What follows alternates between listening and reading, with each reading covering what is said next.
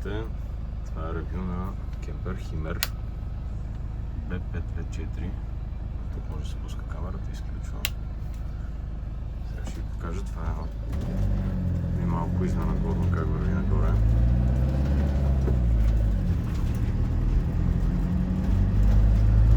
Изче около 1200 метра този участък.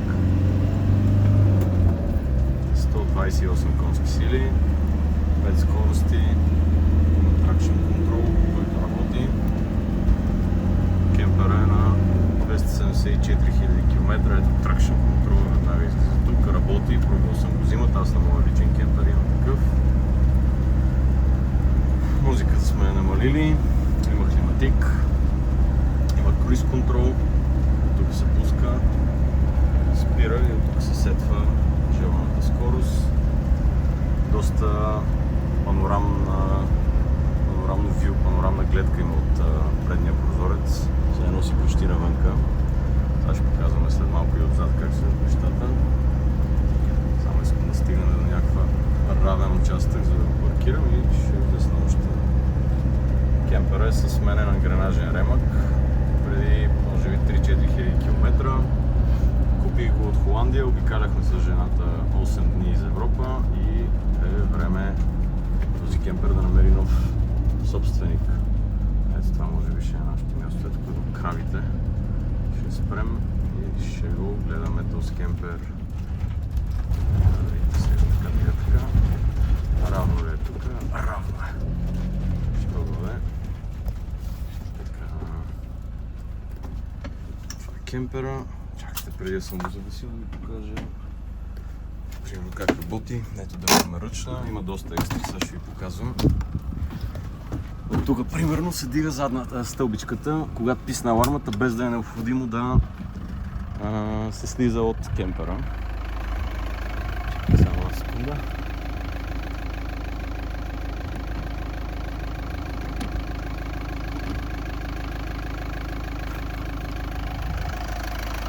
Така работи двигателя. Знаете, тези двигатели са изключително надежни. Моят кемпер е със същия двигател, слава богу не съм имал проблеми. Тази вода е защото сега съм помил, за да махна малко част от мухите, които пак се струпват, но от пътешествието си бяха понатрупали доста повече мухи. Това е кемпера. Има тента, Omnistor, работи перфектно, няма скъсан. В задната си лява част кемпера беше задран, но е поуправен.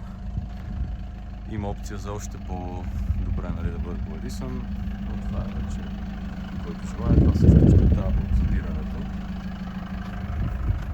И така, гасиме двигателя и почваме с ревюта. Добро утро! Здрасти! Ето кончетата яздат. Гасим кемпера, гасим фаровете.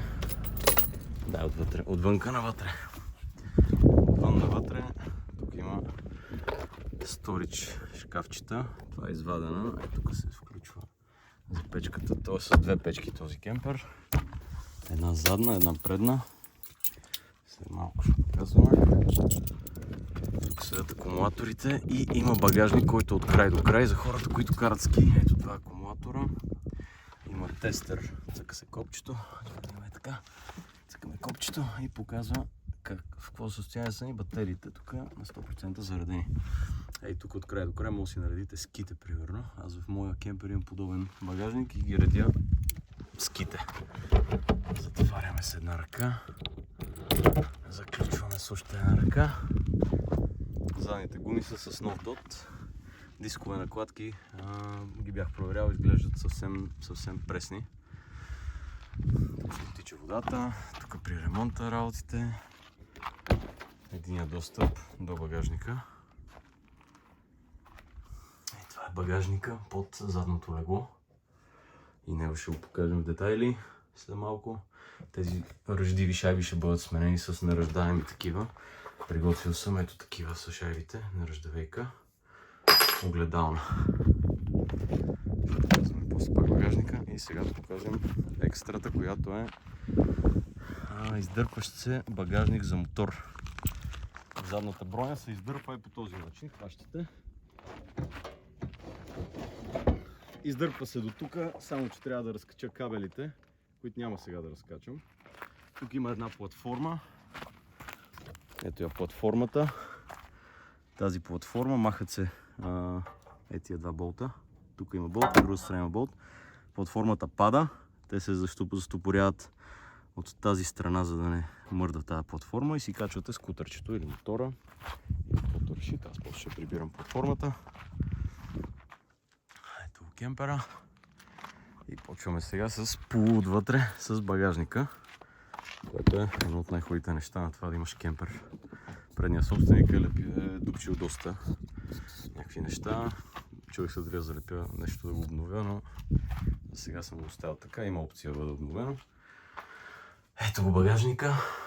Достатъчно висок да събере едно колело по средата или 2-3 колела, като едното напред, другото назад спрямо предното и така. Това е манивелата за стабилизаторите, които са в задната си част. Когато се качвате в кемпера, подскачате и сте паркирали на някое място, да не се клати прекалено много. Това е за тентата. Да разпъна тентата, примерно. Я да видим тази тента, вижда ли се? Не се вижда. Ей така. Добре. Разпъна тентата.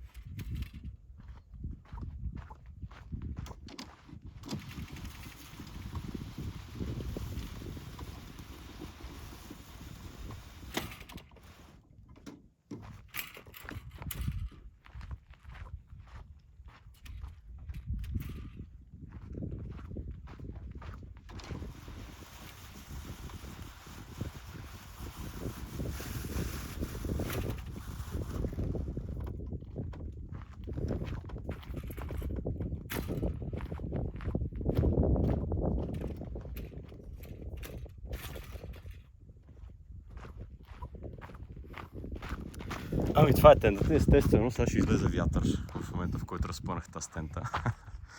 Но мисля, че е достатъчно слаб, за да можем да продължим с обиколката. Кемперчето, предния прозорец. Няма абсолютно никакви забележки. Казвам го, понеже съм гледал 8-9 такива кемпера. Този е с най-здравото стъкло. Като казвам най-здраво, няма никъде чипове или каквото и да е. Предвид цената на ново такова стъкло. Перфектно това стъкло. Така. Ето тентата.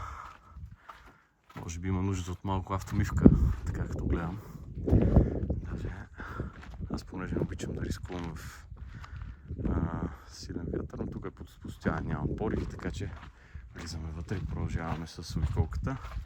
Това нещо ще бъде подменено, 3D принтирано, няма ги тези капачки в малко по-тъмно сив цвят, за да се връзва на самия кемпер. Долното няма модела, за да го спринтирам. Отваря се по този начин. Отваряме вратата, която има оригинален химер комарник. Сваляме стълбичката. Преди да продължим, естествено блупър. Тук се намират газовите бутилки. Хубавото е, че можем да се зареждаме в обикновена бензиностанция. Ето, тук са газовите бутилки. Това нещо се отваря. Ето това нещо се отваря и слагаме бутилки с трюма дуо или нещо такова се казваше. Работи с две бутилки, лява-дясна, като тук в случая дясната е предпочитана. Но когато няма дясна закачена бутилка, автоматично прехвърля на лявата. За зимни условия е супер. Този кемпер има доста екстри за зимни условия. Има и тези зелени клапани, които са допълнително като екстра. Предните гуми имат доста грайфер, но аз би ги сменил. Ето пак кончето. Нашата приятелка язди. Хауфингер ли беше този порода, няма значение. Сега няма да яздиме коне. Ето стълбичката. От друга страна багажник, както видяхте, продължава до тук. Казахме за комарник, врата, събуваме се. И това предполагам на холандски означава welcome. Или добре дошли. Това са неща, които съм купил специално за кемпера. Те са 60 ватови charge point-ове с USB Type-C 2 броя и USB Type-A. Като те ще бъдат монтирани малко по-късно в последствие. Дай да обиколим тук кабината. Така, имаме лампички, които са над водача. Мисля, че е доста удобно. Аз поне ми липсва в моя кемпер, който е доста подобен на този. Тук имаме предна печка Химер, която може да се монтира само единствено при поръчката на чисто нов такъв кемпер. Там долу е екрана за газта, който в момента е отворен. От тук духа. От тук се нагласят огледалата за задно виждане и от тук духа печката. Много свързана. Така, това показва State of Charge на батерията или някакъв стар модел Solar Charge Controller. Така, печката от тук се командва, това е друга печка, която е електрическа. Мога да пуснем в тази жега да се... Ето веднага тръгва, има тук 220 като са закачени и 12 волта. А тук отдолу седи блока за управление на целия кемпер, който пуска ток към хладилници и така нататък. Това е на магнити. Ето тук е Solar Charge Controller скрит, ако се реши да се сменя на лесно място. И тук има още много силен магнит. Още една жабка за съхранение. Така, печката изрева, защото ние не сме пуснали газта. Чакайте да пуснем газта, за да продължим с теста на всички електроуреди и газоуреди в случая. Така, как се пуска газта? Отвърта се клапана. Като се отвърти клапана обаче, трябва задължително да се натисне този. И сега вече, ето натиснали сме го, сега вече има газ в целия кемпер. И втори опит. Пускаме печката. Така, на мак сме я пуснали, защото е доста горещо, но просто да се покаже, че работи. Така, докато печката загрява, ще покажа как се оперира с леглото, горното легло. Доста лесно е спрямо други модели кемпери, бих казал, интегрирани. Може би Химер си има някакво значение. Пускам на широко ъгълна, за да се вижда по-добре. Как се оперира. Масичката сме я прибрали. Пускаме тази седалка. От другата страна беше пускаме, така вдигаме подлакътник, пускаме тази седалка. И леглото се пуска и отключване. Някъде закача. Ето е леглото, ето е спалнята. И се качвате да спите спокоен сън. Тук има лампичка. Единият charging point мисля да бъде закачението тук. Защото ще е удобно, нали, да си сложиш телефона тук, докато спиш, нали, и се зарежда. Разбира се, може да бъде променена тази точка, още не съм продупчил. Това е новият тип за тези химери, това е от последните. Това не съм го завил, защото тръгнах да го свалям да видя как са кабелите за монтаж, но както и да е. Показва date time, температура. Не е толкова жега, на мене ми е жега вътре. Навънка е 22, навътре 24. Това е заден акумулатор 12,4, преден акумулатор 12,9. Това показва количество вода, 25% чиста вода, 0% мръсна вода. От тук можем да спрем тока на целия кемпер. Няма да го правя сега, понеже сме пуснали едната печка да работи. Така, тук през менюто можеш да настроиш датата, дали да има аларма, ако свърши водата, дали да няма аларма. И така, сега вдигаме леглото, за да покажем седящата група. Така.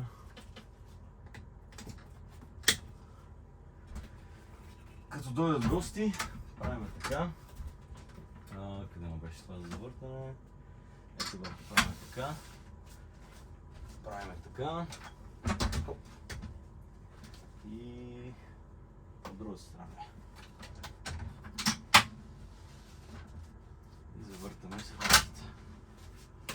Като масата съответно може да ходи така, може да ходи и така. Отдолу може да се стяга, да бъде фиксирана. Тази седалка може да се вреди.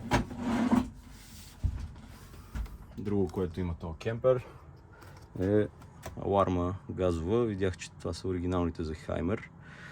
От тук управляваме тази лампичка, която изглежда за смяна. От тук управляваме външната лампичка, която свети през нощта, ако сте отвънка. От тук управляваме тези лампи, които са на люка.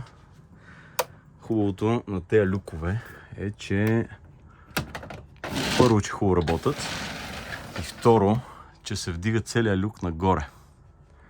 Сега къде му беше това? Сега като го вдигна, може да видите, това са... Ето, целият люк се вдига нагоре, което означава, че дори да го забравите по време на дъжд, шанса да влезне вода не е особено голям. Продължаваме с кухнята. Така, казали сме за масичката, ще спрем обаче печката, защото тя вече духа доста топличко.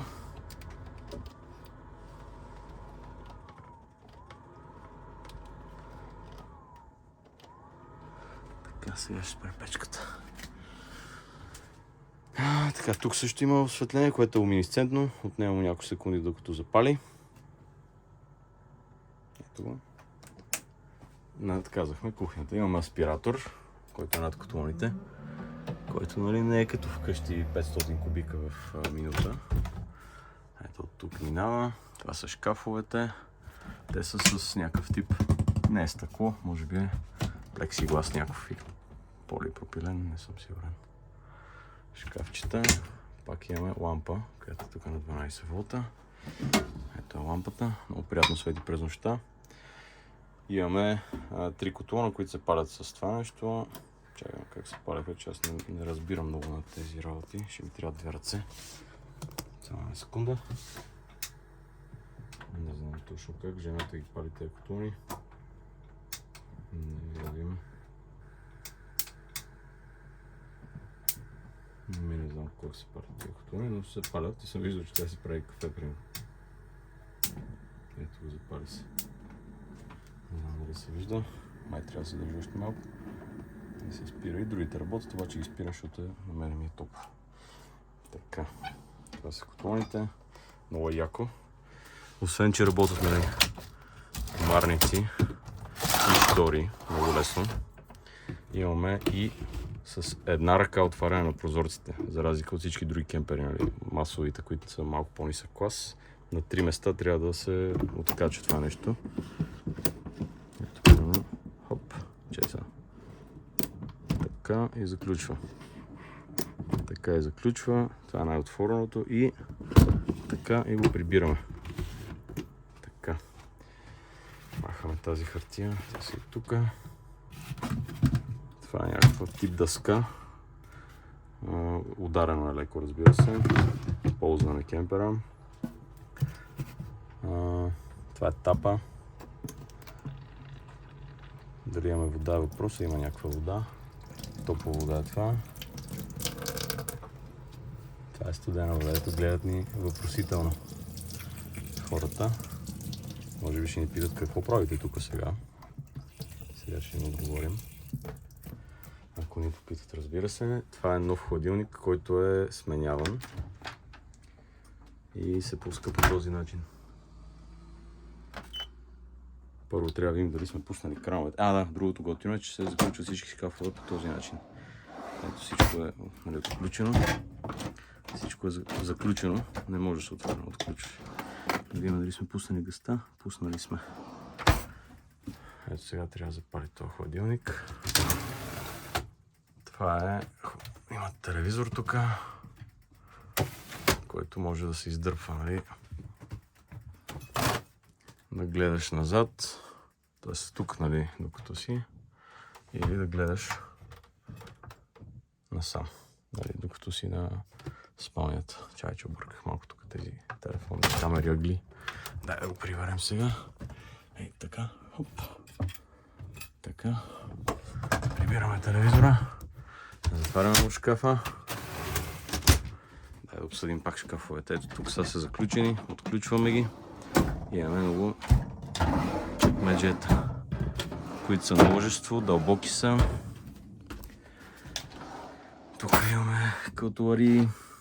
От тук спускат печката, най-дясното, задната, т.е. основната, която е за топла вода и за топъл въздух, хладилника и котлоните.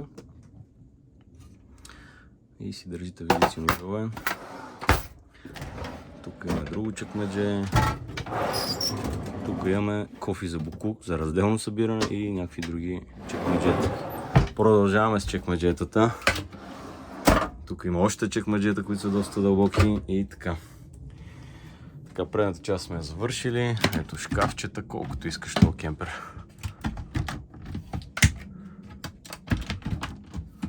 Готиното е, че има лампички. Ето тези лампички, които се пускат от тук. Но и другото готино е, че можеш да ги местиш наляво надясно, на където ти е удобно, нали? Където ти трябва. Така. Хладилника работи. След като работи, пищи. Може би не е запалил. Добре. Но има осветление. Установихме, че ако го оставим с отворена врата или не сме го затворили като хората и тръгнеш или просто си седиш, почва да пищи също, защото те предупреждава. Това е още един гардероб, който си има лампичка. Когато отвориш, се пуска лампичката. Тук отдолу се намира въпросната Трюма комби печка. Добре позната, която се управлява от тук. Ето, тук се управлява печката. Тя топли топла вода. Ето сега ще топли зимен режим. 60 градуса на водата и ще духа топло навсякъде. Тук се с термостат. Трябва да дадем на 9, за да запали. А обаче ще я спреме, защото си е топло. Това е задното легло. Ето, това има нещо. По този начин се слага. Не съм сигурен точно как се оперира с тази работа. Но можеш нещо да си го правиш. Ей така, примерно, да полягваш под навъгъл и така. Има лампичка. Тук също съм предвидил да изкарам Charge Point за телефон да си зарежда човек. Или лаптоп. Тук са моите ниски, забрал съм се да ги сваля.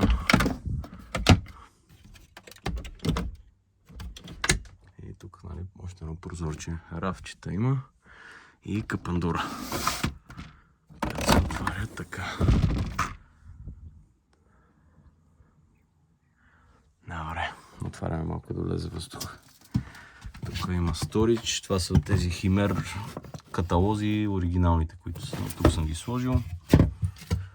Тук има още нещо за сторидж. Малко мръсно, може би трябва да изчистим. Така. И това е банята. Доста е светла, с комарник. Здрасти. И отваряме. По същия начин нагоре се вдига. Много яко. Банята е с душ кабина. Тук се оттича. Може би е правен ремонт, защото изглежда доста по-бяло.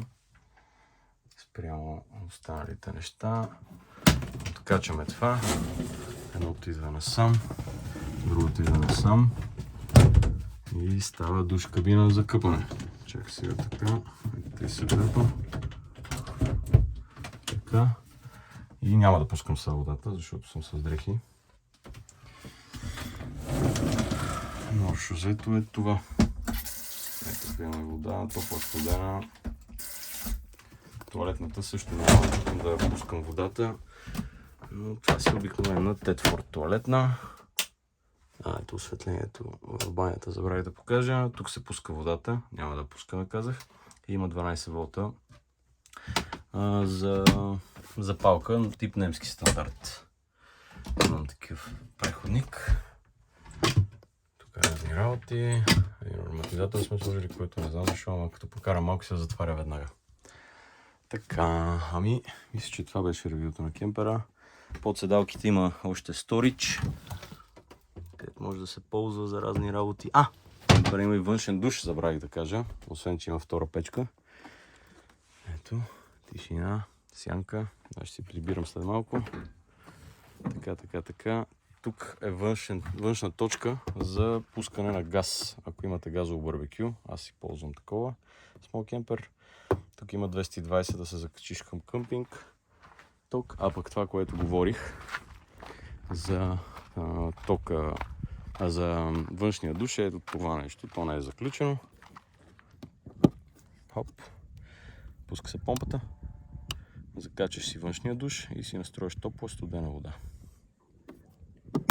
Ами, това е. Наоколо ще си е кемпера.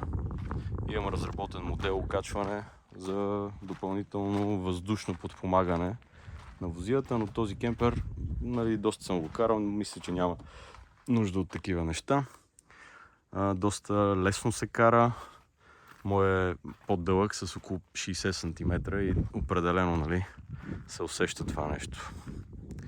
Готин номер се падна, 30-35 и така. Чао за сега. Чао.